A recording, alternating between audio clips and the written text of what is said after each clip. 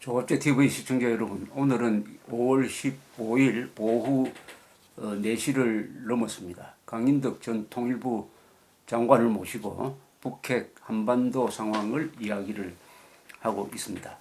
조금 전에 우리 강장원님이 언급하셨지만은 그 유경 식당에서 한국으로 온 13명의 북한 여성을 북한에서는 끈질기게 납치했다고 하면서 돌려달라고 한 2년 동안 쫄랐는데, 그리고 한국에 있는 일단의 변호사들이 납치됐다면서 법원에 여러 가지 소송도 제기했는데, 법원에서 다 대법원 판단으로서 이것은 납치도 아니고 북한에 돌려줄 필요가 없다는 그런 결정이 나왔고, 당시에 통일부도 이것은 납치가 아니고 자진 귀순이다, 이렇게 입장이 이미 나온 사건입니다. 이번은 일단락 사건인데, 이번에 어느 방송국이 아주 이상한 문제 제기를 하니까 우리 정부가 마치 북한에 돌려줄 수 있다는 뉘앙스 이야기를 해가지고, 그 뒤에 청와대에서 뭐 부인은 하기는 했습니다만 이게 아주 끄림칙하게 되고 있습니다. 이런 일이 백주대낮에 대한민국에서 벌어지고 있다는 이 사실이 한국이 얼마나 왼쪽으로 북쪽으로 기울고 있다는 것을 피부로 느끼게 합니다. 놀랍지 않습니까? 완전히 지금 위기라는 걸 의미하는 거 아닙니까? 이게 우리나라 사회가 어느 방향으로 가고 있다는 걸 드러내는 거 아닙니까? 솔직히 얘기합시다. 북쪽이 우리 남쪽에서 납치해 간 사람이 없습니까? 500명 이상이죠. 그렇죠. 전후에. 당장 6명 당장 잡혀간 사람이 며칠 전에 있는 거 아닙니까? 또 나는 일본에 있으면서 느낀 게 뭔가 아니? 일본에서 납치해 갔다고 김정일이가 시인을 했어요. 예, 시인했죠. 그런데도 안 돌려주지 않습니까? 예. 그런데 이게 어떻게 우리 13명을 간 것이 어떻게 우리 보고 납치했다? 이거 돌려주라? 그것도 국가기관을 고소하고 이게 할 수 있는 일이냐? 난 도저히 이해할 수가 없는 거예요. 이게 상당한 이거는 좌경도 뭐 한도가 넘어서 친북적이고 나는 그렇게 생각하고 있어요. 이건 나 도저히 용납할 수 그러고 없다고. 지금 대한민국에 와가지고 이 사람들이 그동안에 납치가 됐다면 지금까지 침묵하고 있겠습니까? 그렇죠.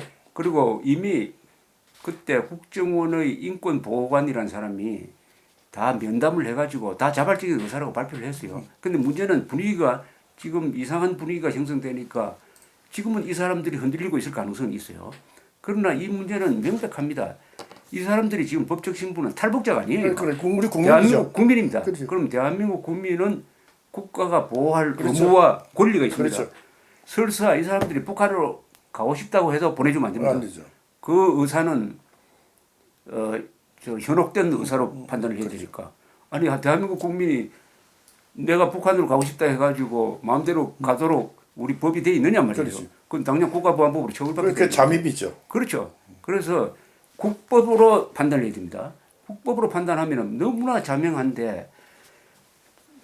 얼마 이거 나는 4.27 판문점 선언이 나오고 났으니까 뭐 지금 남북 간의 관계가 좋은 것 같으니까 북쪽의 그에 대해서 너무 자극적인 걸 하지 말자 이래서 이런 걸 하는지 모르지만은 여기에 대해서는 명백한 정부의 태도가 나와야 된다고 생각해요. 정부의 태도 나왔다니까 그러면 이건 뭐 우리 언론도 이런 문제에 대해서는 정확하게 국민에게 답을 줘야죠. 더구나 이거 비슷한 게 지금 4.27 선언은 그야말로 선언이고, 선언이라는 것은 정치적 선언이라는 것은 항상 희망을 섞어가지고 그 방향으로 노력하겠다는 건데, 그렇죠. 이것을 무슨 법인 것처럼 해석을 해가지고 벌써 대북 전단 보내는 것을 경찰이 막고 있거든요. 그것도 문제 아닙니까? 그것도 우리 언론 자유에 대한 뭡니까 침해 아닙니까? 그렇죠.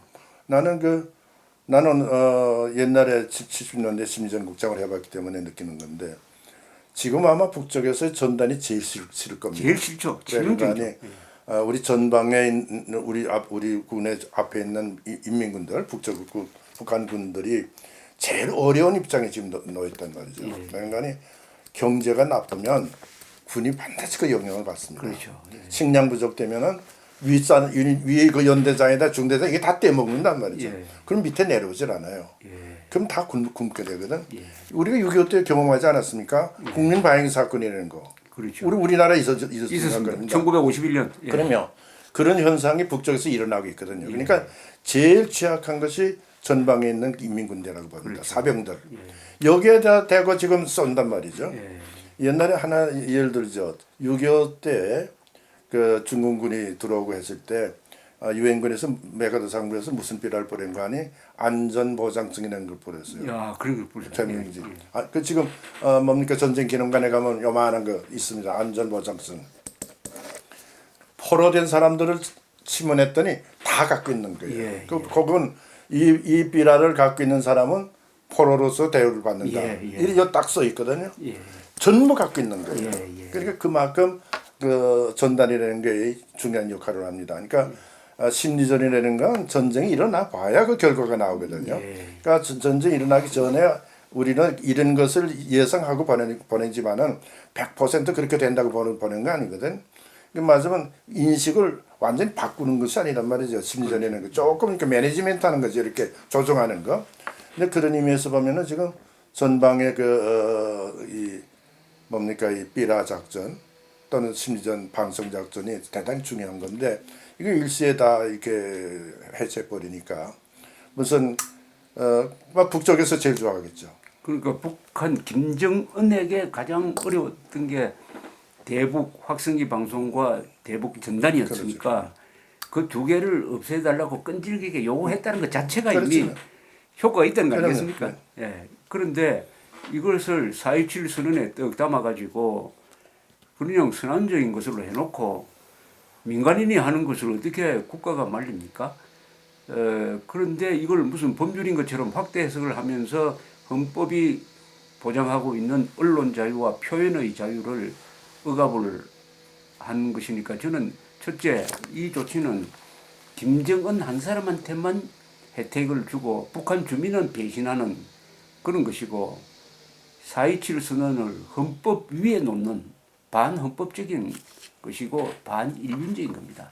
국제 형사재판소에 김정은을 제소를 해가지고 반인류 범죄로 응징해야 된다는 유엔 결의까지 있는 마당에 북한 사람들한테 인권과 자유와 정보 혜택을 주는 것을 우리가 맡고 있다면 우리 스스로 자유민주주의를 포기하는 거 아닙니까 이거? 나는 일시적으로 중단하는 것과 완전히 제거하는 것과 저는 다르다고 봐요. 전술상 이런 문제가 났을 때는 약화시키거나 그렇죠. 줄일 수가 있고 이런 거죠. 그래서 유연성이 있어야 되거든요. 근데 지금 그게 뭐 완전히 이번에 없애버리는 거니까. 합의상에 넣었다는 게 나 문제죠. 이게 참 이해가 안 가는 거예요. 또 북한은 절대로 약속 안 지킬 것이고. 이거는 1972년 남북조절위원회 때부터 이 문제가 나왔습니다. 그때 나왔습니다. 그렇죠. 말하자면 비난 방송 중지하자는 얘기. 그때도 비난 방송 중지하자고 약속을 해서 우리 KBS는 다 중단했어요. 그런데 딱 하나만 계속 나오는 거예요. 이게 통일혁명당 목소리 방송이에요. 북한에서 남쪽으로. 그렇지. 그래서 우리가 얘기를 했죠.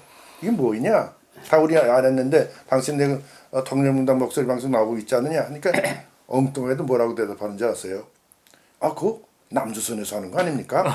우리에는 그런 방송 없는데요. 나는 그 얘기 듣고만 천면표 같은 사람들. 그래서 지도를 만들었죠.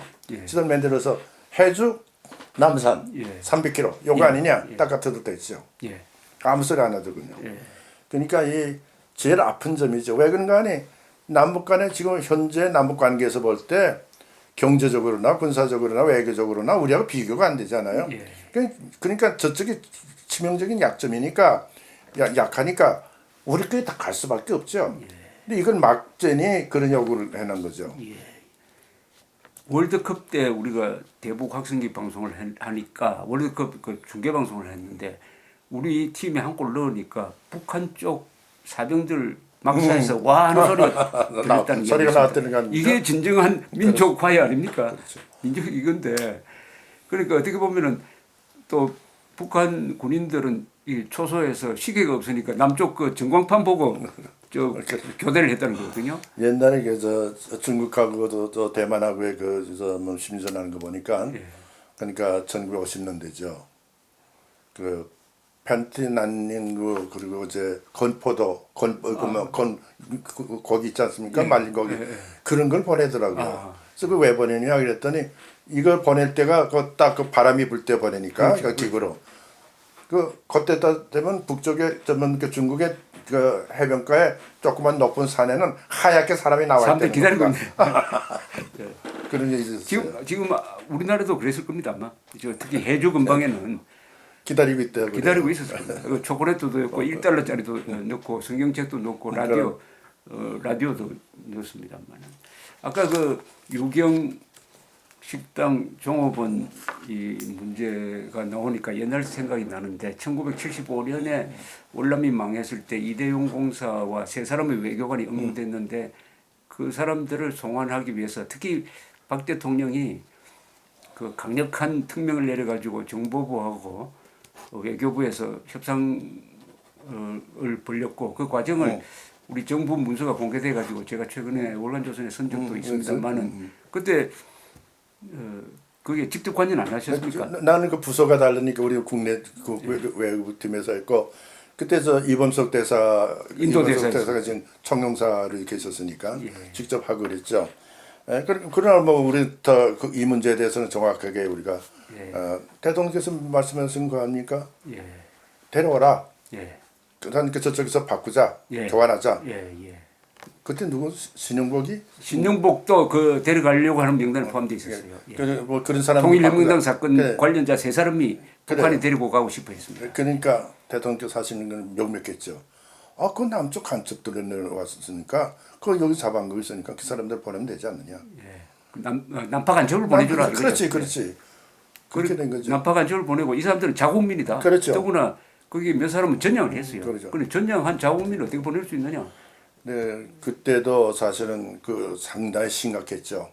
심각하게 교섭을 했는데 그때 국제 정세가 크다게 바뀌었어요. 그러니까 좀 월남에 대한 중국의 침공이었죠. 그러니까 그걸 또 북쪽에서는 중국을 지지하는 성명을 발표했단 말이야.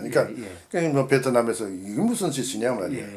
그래서 우리한테로 넘겨준 거죠. 그러니까 베트남이 중간에 서가지고 남북이 뉴델리에서 회담을 하도록 했는데 그때 베트남이 캄보디아를 침공을 하고 그 따라서 또 중국이 베트남을 침공을 하고 이럴 때 북한이 중국 편 들고 캄보디아 편을 들고 있어요. 그러니까 월남하고 북한이 소원해지니까 이제는 중재를 하던 월남이 생각이 바뀌어가지고 그 뭐 1대7로 세 사람 구하기 위해서 21명 보내주게 돼 있었는데 그 비율에는 합의를 했는데 그거 지킬 필요 없이 우리가 그냥 보내주겠다 이러던 거 아닙니까?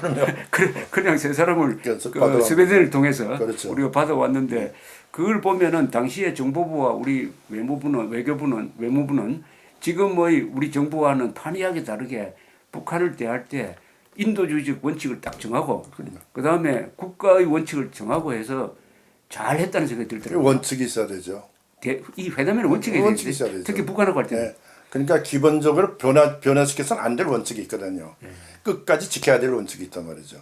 그거 지키면서 북쪽을 교섭해야지 되지. 이거 흔들리면 북쪽이 제 마음대로 가지고 놀으려고 그러죠.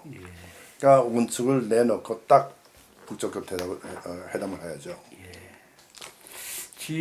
여기 이제 한미 동맹 문제가 어차피 이제 앞으로 심각하게 논의될 것 같은데 이 한미 동맹이 참 고마운 존재인데 그러나 한미 동맹에 한국이 너무 의존하다 보니까 한국의 지도부와 국민들이 전부 다 안보 의존증이 걸려가지고 안보는 미국에 맡기고 국내적으로는 사소한데 목숨을 거는 이런 정치를 하면서 정신적으로 타락했다.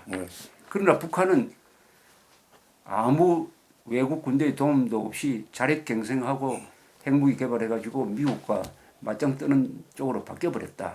이 남북의 이상한 현상이 역전 현상이 지금 벌어졌는데 아직도 우리는 북한의 50배 되는 경제력을 가지고도 주한미군이 있어야 우리를 지킬 수 있다고 공포감 들고 있다. 이걸 이 부끄러운 상황을 어떻게 해야 되죠? 나는 그 1970년대 우리가 니슨 덕트린이 나온 다음에 69년 나온 다음에 70년대 우리가 미국이 일기사단 철수하지 않습니까? 우리가 베트남에서 철수하고 여기 또 7사단 칠사단이 철수하고 할 때 자주국방 그때 하기 시작했습니다. 박정희 대통령 예. 자주국방. 나는 이때 우리가 계속해서 자주국방에 불씨를 쭉 밀고 나갔더라면은 큰 문제가 없다고 생각해요. 지금 솔직한 얘기로 북쪽과 우리와의 군사적 비해에 있어서 가장 문제가 되는 건 딱 하나 있어요. 비대칭적인 핵이죠. 핵밖에 없죠. 그거 이외에는 통상전력은 우리가 압도적으로 위단 말이죠. 그렇죠. 예. 그러니까 이 압도적인 우위를 가지고 그다 경제적으로 필요하다면 얼마든지 우리가 새로운 장비를 사올 수 있지 않습니까? 그리고 우리 기술도 훨씬 앞서고. 그런데 이 우리 머릿속에 남아 있는 거는 뭐 그 미국이 다 해줄 텐데 이거 미국이 다 우리 지켜줄 거 아니냐? 마치 미국이 우리나라에 온 이유가 우리를 지켜주기 위해서 와 있는 만한 생각한단 말이죠. 이전 그 정세가 변했어요. 1950년대가 아니란 말이죠. 따라서 저는 이제 우리는 주변 강대국 간에 특히 G2라는 건 중국이 등장하지 않았습니까? 예. 그러니까 주변 그 4대국과 우리의 관계를 볼 때 우리의 지정학적 주의를 볼 때는 우리의 자주국방 없이는 우리 지킬 수가 없단 말이죠. 예. 근데 이제는 자주국방에 관한 우리 인식을 좀 바꿔야 되겠다. 그리고 미국에게만 의존해서 아마도 이번에 트럼프와 김정은이와 그 이번에 싱가포르 회담을 보면은 우리가 미국을 믿을 수 있느냐 없느냐도 판가름 된다고 봐요. 예. 따라서 이제부터는 뭐 그거 떠나서 이제는 우리는 우리 나름대로 왜 그런 거 아니에요? 지금 F-15, 35 같은 것도 그래요. 우리 얼마든지 사올 수가 있거든요. 옛날에 우리가 난 북한을 담당하고 있었기 때문에 예를 들면 1970년대 북쪽이 그 스틱스 미사일이라는 게 들어갔어요. 그러니까 우리가 100년도 왔다 갔다 하려니까 힘들어요. 그것 때문에. 그래서 우리가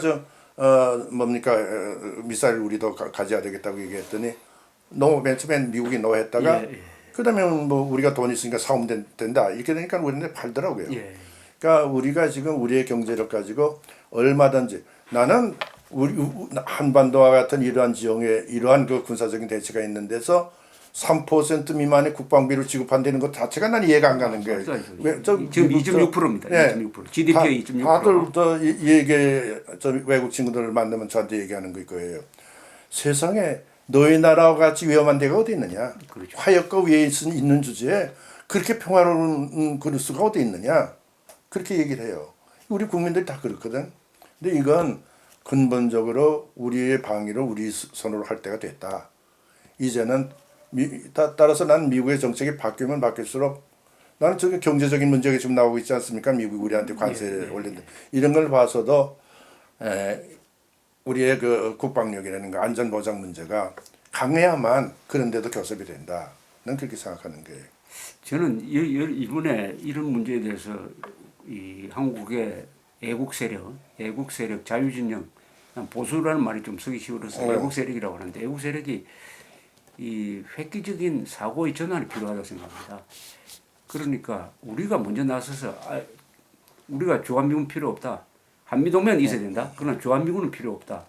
그 대신에 주한미군이 나가고 전술핵은 배치해가지고 북한의 핵과 균형을 맞춰준 다음에 우리는 자주국방 하겠다.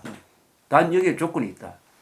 국내적으로 북한 편을 드는 이적 세력, 간첩들은 응징해야 된다. 그것 없이는 할 수 없다. 이런 식으로 해가지고 우리가 아주 선수를 쳐가지고 이 자주국방하는 우파 세력으로 이게 바뀌어야 되는 거 아닙니까? 나는 파워라는 걸 생각하는데 힘이라는 거예요. 힘이라는 게 최근에 힘을 규정할 때는 우선 군사적인 힘도 힘이죠. 경제적인 힘도 힘이고 거기에 정치 사회적인 통제 능력도 힘이 아닌가 싶어요. 그러니까 사회 통제 능력이라는 게 정부의 능력이죠. 법에 의한 지배. 이것이 제대로만 될 수 있다면은 나는 우리의 그 안전보장 문제는 우리 스스로 얼마든지 막을 수 있다고 생각해요. 근데 지금 이 문제가 잘 안 된단 말이에요. 내부 적이 있으니까 법에 의한 지배가 안 된단 말이에요. 그러니까 난 그래요. 외정이라는 거 우리가 외교 공부할 때 언제나 나오는 거 있지 않습니까? 니콜슨의 그 외교 정책 공부할 때 내정의 연장이 외정이다. 그러니까 내정이 이 모양이면은 외정이 안 된단 말이죠. 그러니까 내정을 어떻게 강화시킬 것인가. 그게 가장 중요한 것이 지금 이제 말씀하신 대로 북쪽에 관한 잘못된 인식, 일방적으로 북쪽의 세습 독재 체제에 대해서는 한마디 말 안 하고 북쪽의 인권 문제에 대해서 한마디 말 못하면서도 우리 인권 문제만 들었다 부각시키는 이 국제사회에서 보면 참 우습죠. 일단 금년 1월달에 채택한 12월달에 채택한 작년이니까 그 유엔 인권위원회 그 보고서를 상당히 긴 거 내가 지금 카피해 가지고 왔는데 그거 보니까 뭐 구석구석마다 저 조항마다 북쪽에 관해서 비판하고 있는데 우리 그 속에 들어간다 국내에서는 안 하고 있어요.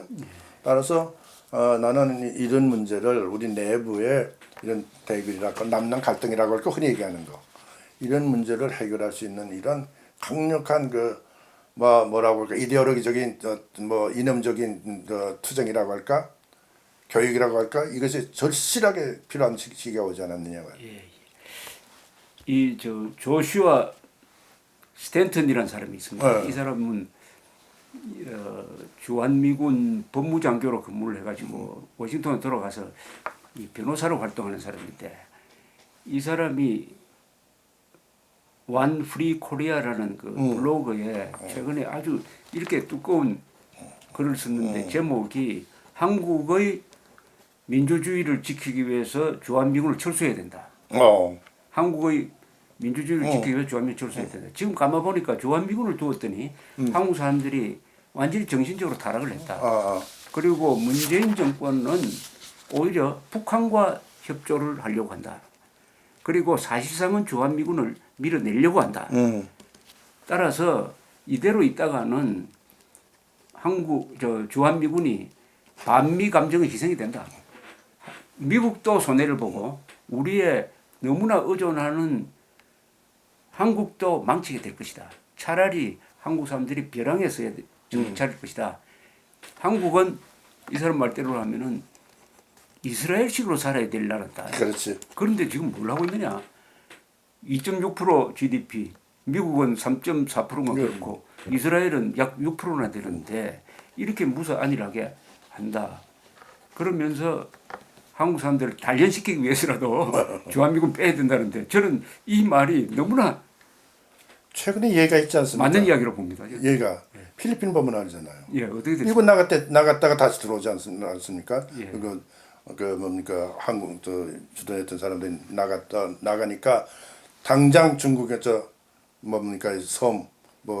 산호초 섬 그 장악하고 공격해 오지 않았어요. 그러니까 미군 함대가 들어오는 걸 승낙하는 그런 현상이 됐는데 나는 물론 이스라엘과 같이 되면 제일 좋겠는데 거기까지는 안 간다 하더라도 적어도 우리 스스로가 6%까지는 못 간다 하더라도 3, 4%는 우리가 지불할 수 있는 그런 자주 방위에 대한 스스로의 책임을 느낄 수 있는 이런 교육이 필요한데 이걸 그동안에 전부 미국에게만 맡겼단 말이죠. 물론 우리가 미국 때문에 많은 혜택을 받은 것도 있어요. 내가 언젠가 말씀드렸는데 박정희 대통령 때 일개사단 나가니까 7사단 나가니까 저희들 보고 미국이 일개사단 남았단 말이죠. 일개사단 남는데 일개사단이 우리나라 경제에 주는 영향이 어느 정도 되겠느냐.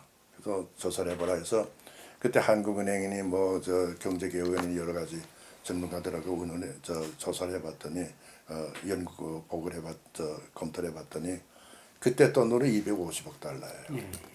다시 말하면 우리가 무기를 안 사오고 또 여기서 우리 생산할 수 있고 더 전 붙이니까 그때 250억 달러면 지금에 아마 몇 배 될 거 아닙니까? 그렇죠. 조단일 것 같아요. 그럼요. 그렇게 되는 건데 그러다 보니까 전부 다 미국에게만 의지하고 있었는데 너무 지나치게 오랫동안 하기야 뭡니까 53년부터니까 지금 몇 년입니까 이게 70년 거의 가까이 하고 있으니까 전부 나태해버리지 말았어요. 이 나태한 우리의 자주국방의식, 자주방위의식을 이제 키워내야 되지 않을까.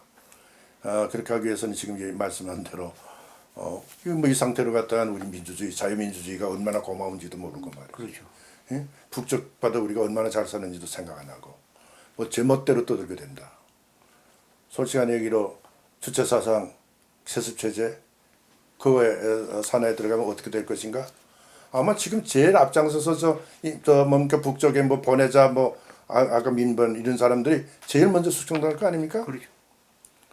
따라서 나는 우리 방위식을 어떻게 지금 키워줄 것인가를 열심히 생각할 때가 되지 않았나.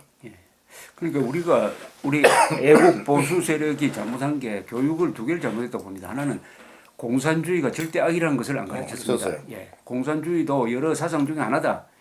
이렇게 가르치는 겉멋이 들었고, 두 번째는 자주국방 의지를 포기한 결과로서 지금 한국 국민들이 분별력을 상실해가지고 간첩도 좋아하게 되고 반역자도 용서하게 되고 애국자는 핍박하고 이런 게 돼버림으로써 마치 이 자기가 죽고 사는 문제는 그 내 문제가 아니고 미국이 알아서 우리 대신 해준다 이런 식으로 됨으로써 국가는 형체는 번들어한데 그 정신이 지금 썩고 있는데 반대로 북한은 작심하고 자주국방하는 아주 바싹 마른 늑대처럼 굶주린 늑대처럼 됐고 대한민국은 살찐 돼지처럼 돼가지고 지금 잡혀 먹힐 직전에 갔으니까 우리가 이제 살기 위해서 행동해야 되는데 이 살기 위해 한다는 것도 그 이론상으로 되는 것도 아니고 실감이 와야 되는데 그렇죠. 그 실감의 가장 큰 부분은 아예 주한미군이 빠져버리고 그다음에 우리 힘으로 지켜야 되겠다는 이런 한대에 나오는 그런 걸 겪어야 되는데 문제 여기 하나는 그래 버리면 한국 사람들이 된 상태에서 그러면은 낙담을 해가지고 아예 막 북한하고 붙어버리자 이렇게 생각할까봐 그게 걱정입니다. 그게 문제죠. 네. 그 가능성 있죠. 그런 주장이 강화될 수 있겠어요. 이렇게 돼서 미국 나가니까 야 이거 북쪽하고 손잡고 우리가 서로 타협해야 되지 않겠느냐. 북쪽이 뭐 핵을 가졌다 뭐 어떤 그 민족의 핵이라고 하니까 그 뭐 어떠냐 핵은 핵대로 가지고 있으니까 그 인정하고 남북 간의 관계를 개선해서 어떻게 살아보자 이렇게 나오면 그 곤란하단 말이에요. 그럼 월남꼴이 되는 거죠. 월남꼴이 되는 거죠. 예. 그러려면 지금부터 하여튼 한국에 책임 있는 분들이 다 나서가지고 주한미군 의존하지 말고 자주국방하자. 우리 생명 재산 자유는 우리가 지킨다. 이것을 계속 설파를 해야 된다고 생각합니다. 그래서 나는 이게 소위 우리 그 자유진흥, 자유애국 투사들이 애국 단체들이 자꾸 큰 행사만 하려고 해서는 안 된다고 생각해요. 조그만 소그룹 활동을 해서 뭐 조그만 단체를 만들어 가지고 뭐 하여튼 모임이 있으면 거기서 이제 이런 애국적인 혹은 자주국방에 대해서 정책의 변화에 대해서 이런 교육하는 그런 과정을 밟아야 되는데 자꾸 뭐 데모만 크다랗게 뭐 움직이면 뭐 되는 것 같은 그런 생각들을 가지는데 그러지 말고 이제는 좀 더 물론 그것도 중요하죠. 힘의 관계를 우리가 보여주려면 그러나 소그룹 활동을 통해서 교육하는 과정 나는 얼마든지 그런 교육 그룹을 만들려면 만들어질 수 있다고 생각해요. 자유민주주의를 지키겠다는 사람은 뭐 대부분 아닙니까? 그런데 이게 애국 세력이 이 행동을 하는 방식이 지금식으로는 안 되죠. 지금 나라를 걱정하는 사람들이 하는 걸 보면은 주로 세미나하고 토론하고 하다가 끝나고 행동으로 안 옮겨지는데 또 우리끼리 모이기만 해요. 네, 그리고 젊은 사람들을 설득하려는 노력이 아주 부족한데 이게 다 뿌리를 차고 들어가면은 아직도 여유가 있다. 우리를 지켜줄 그 누군가가 있다라고 생각하니까 그 정도 생각밖에 안 하는데 주한미군도 사라지고 이 정부도 우리 편이 아니라는 것을 아는 순간에 말하자면 어떻게 보면 눈에 핏발이 서가지고 간첩은 경찰이 아니라 내가 먼저 잡겠다. 옛날에 서북 청년단이 나왔던 그런 단계로까지 가지 않을까 생각이 듭니다. 가지 않을까. 그 다음에 그 단계까지 가는데 그때 생존의 투지를 발휘할 거냐. 거기서 무너져 버릴 거냐. 무너지면 대한민국 끝장나는 거고 독립성을 상실하는 거고 더 사나운 북쪽 사람들 밑에서 살아야 되는 그게 보입니다. 저는 글로 갈 거라고 봅니다. 근데 나는 지금 그래도 한가지 희망을 가지는 것은 소위 인류가 창조한 보편적 가치를 믿는 우리 지식 정론들이 있단 말이죠. 근데 이 젊은 트루스 요새 나오는 트루스 포럼 그런 그 그룹들이 지금 젊은이들이 나오고 있으니까 이런 조직을 확대해주는 그런 의미에서 뭐 우리 늙은이 같은 사람들은 뭐 앞에 나가서 해봐야 힘도 없고 뭐 체력이 우선 모자라니까 그럼 어떻게 해서 또 뭐 이론적으로 무슨 뭐 책을 준다던가 무슨 뭐 활동할 수 있도록 여유를 준다던가 말이지. 이렇게 해서 그 젊은이들과 그 기존 세대 보세력이 이렇게 합해서 힘을 합하는 그런 그 운동을 좀 해야 되겠다. 언젠가 내가 이런 소리 한 적이 있어요. 서울광장 거기서 어떤 친구들이 와서 뭐 나이 많은 사람들이 여자 뭡니까 이 단에 올라가서 뭐 손 하면서 연설도 하고 대단히 긴 연설을 합니다. 그래서 제가 저런 식으로는 안 된다. 요새 젊은이들 하는 방식이 있지 않느냐. 젊은 애들에게 행사 뭐 하는 건 맡기면 얼마나 잘할 텐데 그런 소리를 했는데 좀 더 바꿔야 되겠어요 사고를. 그런데 이게 우리가 저는 이제 50대 국민학교 60대 중학교 다니는 세대인데 그때만 해도 자연스럽게 나라를 지키기 위해서는 목숨 바쳐야 한다. 자유라는 것은 목숨 바쳐서 지킬 수 있는 가치다 하는 것이 너무나 당연한 명제였습니다. 또 그렇게 할 수 있을 것 같아서요. 그러다가 70대부터 잘 살기 시작하니까 나라를 위해서 목숨 바쳐야 된다는 말이 사라져 버렸습니다. 애국이란 말도 자유라는. 그런데 이제 다시 지금 나라와 자유를 빼앗길 직전까지 갔는데 결국은 목숨과 관계되는 것 같아요. 이 싸우는 것도 좀 멀리서 싸우는 거니까 진짜 옛날에 우리가 애국 6.25 때 정신으로 돌아간다면은 목숨을 거느냐 안 거느냐 하는 저는 이 인생관에 달린 것이 아니냐. 특히 공산주의와 싸울 때 말이죠. 그렇죠. 공산주의와 싸우는 다른 적도 아니고 공산주의와 싸울 때 공산당은 목숨 걸고 나오는데 나는 목숨 걸기 싫다. 그러면은 어떻게 항복하는 수밖에 없는데 끌려가는 수밖에 없는데 하는 그런 생각이 듭니다. 난 뭐 6.25를 참선한 사람이기 때문에 난 평양에서 나오자마자 군대 들어갔으니까요.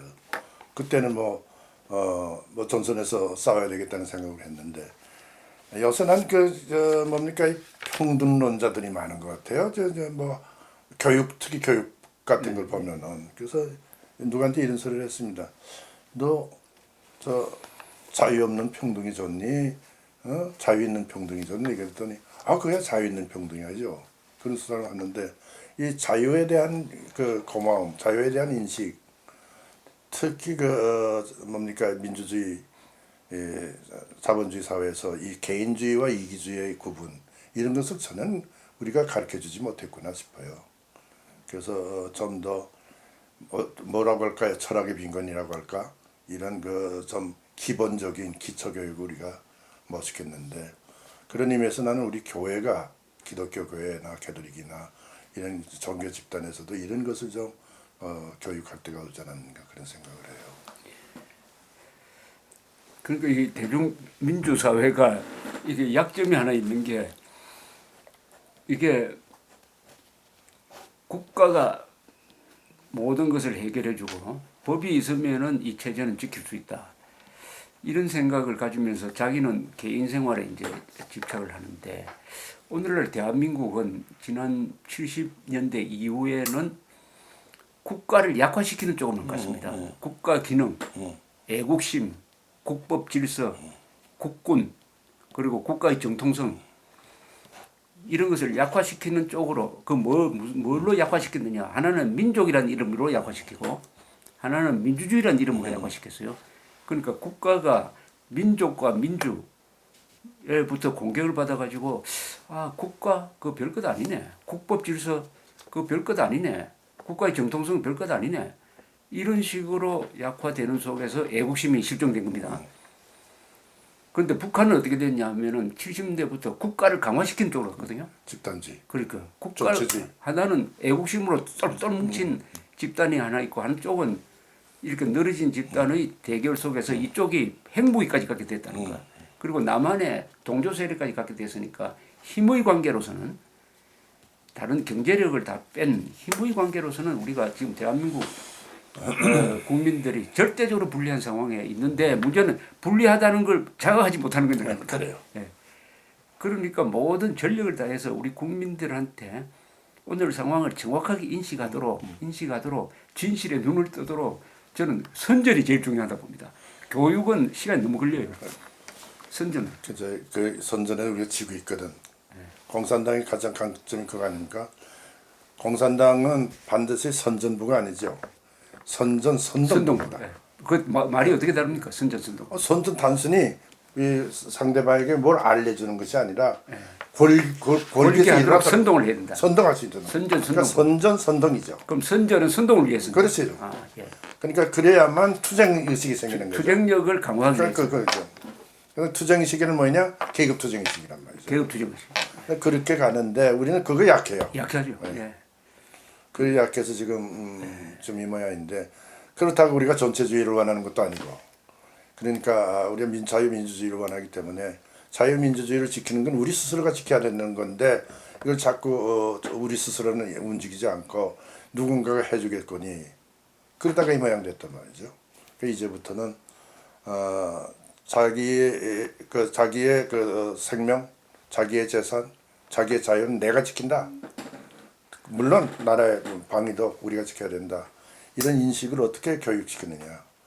그런 의미에서 아까 교육은 늦다고 했지만 이제 뭐 어린아이들부터 교육을 해야죠. 일본에 지금 그 아베가 저렇게 큰 소리 치게 된 것이 그 일본 회의라는 거 조그만 거죠. 그 교육부터 생각했어요. 조그만 데서부터 그 젊은이들 교육한 것이 이게 확대가 돼서 지금 일본 회의라는 것이 생겼는데 그 30년 지나니까 결실을 맺더라고요. 그러니까 우리가 30년 기다릴 수가 없으니까 이제 나는 결심만 하고 우리 애국진영이 결심만 하고 일어난다면은 나는 충분히 해낼 수 있다고 생각해요. 너무 우리가 비관할 필요는 없단 말이죠. 그렇죠. 비관할 수는 없죠. 저는 뭐 지금 대한민국 체제가 결국 이승만 박정희 체제 아닙니까? 지금도 이승만 대통령이 만든 자유민주주의 플러스 한미동맹이라는 게 있고 그렇죠. 박정희가 만든 갖가지 제도, 경제, 보험, 군대 이런 게 합쳐져 가지고 지금도 이승만 박정희 체제에서 살고 있고 이걸 뒤집어 엎으려고 하는 데 대한 이 체제가 가지고 있는 본능적인 저항이 있을 거라고 봅니다. 예, 본능 저항은 뭐 이건 구조적인 것이니까 여기에 용기라는 것만 더 심으면 되죠. 용기가 있어야 되는데 뭐 똑똑한 사람이 한국에 많은데 용기 있는 사람은 아직도 한국에 부족한 것 같아요. 어떻게 보면은 살 만큼 산 나이 많은 사람들이 목숨 걸고 나오는 게 그게 정답일지 모르겠습니다. 왜 우리 뭐 이제 뭐 생이 얼마 남지 않았다고 생각하지만은 과거에 우리가 지켰던 거 그거예요. 내 생각은. 이거 우리가 지켜서 여기까지 왔는데 그렇죠. 이걸 하루에 무너져? 이건 용납될 수가 없구나. 이걸 소매치기 당할 수 있느냐? 난 그런 생각이거든. 예, 그게 아니죠. 예. 그게 우리의 생각. 피땀 눈물로 그렇죠. 지킨 이걸 예? 솔직히 뭐 우리 저 전쟁 끝나고 그 1950년대 그때 학교 다닐 때 얼마나 고생했습니까? 그렇죠. 제대로 먹을 수가 있었습니까? 그때 무슨 소리지만 청계천에 그 죽장사들이 있었어요. 죽장사. 그죽 한 그릇까지 서너 명이 먹었으니까 점심에 먹을 거 없으니까 그렇게 해서 기원이 나눴는데 이게 이렇게 무너질 수 있느냐? 이게 우리 생각이죠. 또 우리 한국의 우파 세력, 애국 세력, 자유진영이 잘못한 게 요새 조금 정신 차리는 것 같은데 우리가 무조건적 반의를 함으로써 그렇죠. 무조건적 반의를 함으로써 결국 누구를 도와줬느냐? 북한을 도와준 거 아닙니까? 지금도 거기에서 벗어나지 못해가지고 아직도 아베를 김정은보다 더 미워하는 사람들이 있으니까 이런 자해행위가 없는데요. 그런데 지금 늦지 않았죠. 지금도 일본을 북핵 문제에 관한 우리 편으로 만들 수가 있지 않습니까? 간단하죠. 지금 기다리고 있잖아요. 간단하다. 나는 한미 동맹이라는 거하고 미일 동맹이라는 걸 비교해 보면은 어느 게 강하냐? 한미 동맹이 없어도 이 지역을 지킬 수 있다고 보는 것이 미일 동맹이기 때문이거든. 그러니까 일본의 군사력, 일본 자체 군사력이 아니라 일본에 와 있는 미군의 군사력이 얼마나 큰가? 그것이 이 아시아 지역의 그렇죠. 동아시아 지역을 지키는 그 가장 중요한 핵심 세력인데 우리 그 앞이란 말이죠. 그 앞에. 그러니까 그걸 인식을 못해요. 일본 친구들이 나한테 얘기한 얘기 그거예요. 한국 사람들은 우리 일본의 군사력이 얼마나 강한지 모른다고. 왜냐면 주일 미군을 계산 안 하니까 그런 거죠. 주일 미군 7개 이제 한 5만 7천 명 되잖아요. 그죠? 네. 그 우리는 선발 앞장서 있는 2만 8천 명이 있는데 그렇죠. 여기는 전략 무기는 별로 없어요. 없는데 이쪽은 모든 그 전략은 다 거기 항공모함 뭐 있잖아요. 전부 다 거기 있는 핵무기도 거죠. 있겠지만은 뭐 이렇게 있으니까 그러니까 자꾸 일본만 보고 일본과 결합된 미군은 보지도 않고 내가 딴 데도 얘기했지만은 그 미군의 그 일본의 갖고 있는 일본에 놔둔 저축해난 기름이 얼마냐? 1,100만 바렐이거든. 예. 1,100만 바렐이면 7함대가 10번 만탱크 할 수 있는 거예요. 아 그렇죠. 7함대가 예. 탄약이 11만 톤인데 예. 그거는 5개 사단이 6개월 싸울 수 있는 양이에요. 이제는 옛날 같이 무슨 그 탄약이 많을 필요 있는 게 아니거든. 지금 아주 그 컴퓨터를 이용하기 때문에 아주 적중률이 상당히 강하단 말이죠. 그만한 양이 지금 일본에 있는 거예요. 그러니까 뭐 솔직한 얘기지만 이번에 이와쿠니만 해도 그게 F-35가 120대 온다는 거 아닙니까 앞으로? 그러니까 일본하고의 그 협력 관계 그런 의미에서 보면은 우리가 일본하고의 군사 협력하자는 세리가 아니라 뭐 정보 교환은 당연히 해야 되고 특히 나는 정보 교환이 제일 중요하다고 생각하는 게 뭔가 하니 일본의 그저 인공위성이 지금 떠서 그저 군사위성이 7개거든요. 그렇게 많아졌습니까? 우리는 군사위성이 하나도 없잖아요. 그걸로 이제 체크를 해보면은 예, 정말. 또 이 뭡니까 이 아주 정교해요. 그러니까 이 뭡니까 이 모자 쓴데 여기 나오는 거 저 있지 않습니까? 이거 글 쓴 것들 여기까지 찾아낸다니까. 그러니까 이게 우리가 북한발 감정적 원초적 민족주의 선동에 넘어가지 않으면은 우리가 맑은 마음으로 본다는 것은 우리의 국가의 국민의 안전 문제를 가지고 딱 본다면은 한미일 협력 관계를 강화하고 하면은 우리가 설사 핵무기를 안 가지더라도 북한 핵무장한 북한을 충분히 대응할 수 있잖아요. 그러면 그것을 북한이 노려가지고 민족주의 가짜 민족주의 선동을 하니까 대한민국에서는 이승만 박정희를 민족 반역 세력으로 몰고 북한과 민족 공조하자는 세력이 나오고 반일로 가가지고 일본이 우리를 도우려고 기다리고 있는데 일본을 물리치고 그러다 보니까 따라서 미국하고도 소원해지는 다 주죠. 완전히 외톨이가 되는 길을 지금 가고 있는데 그것은 바로 가짜 민족주의 선동이 대한민국에 먹혔으니까 그렇죠. 이제는 이 가짜 민족주의 그건 민족주의도 아니고 진정한 의미에서의 내셔널리즘이 아니라 완전히 레이시즘 이 인종주의 선동을 어떻게 하면 사상적으로 무너뜨리느냐 여기가 그렇죠. 승부치라고 봅니다. 그렇죠. 이거 일본하고의 관계는 지금 이제 좋은 기회가 왔다고 생각해요. 그동안에 문제가 됐던 그 위안부 문제도 어느 정도 그렇죠. 얘기가 되고 또 이 핵 문제 때문에 한미일 간의 협력 관계도 강화시켜야 된다는 느끼게 됐고 그런 의미에서 나는 일본과 우리와의 관계 솔직한 얘기지만 저는 가끔 일본에 1년에 한 2번 가는데 하네다나 나리타 공항에 가보면 제일 많이 눈에 띄는 게 한국 사람이에요. 그렇습니다. 어떻게 중국 사람보다 더 많아졌어요. 요새는. 740만이 작년에 그러니까요. 740만이 일본에 갔다니까 말이죠. 근데 그만큼 민간이 교류가 심한데 그렇죠. 난 그런 의미에서 우선 가치관이 같잖아요. 그렇습니다. 그러니까 한미일 공조가 잘 되려면 중간고리인 한국이 좋은 역할을 해야 되는 거 아닙니까?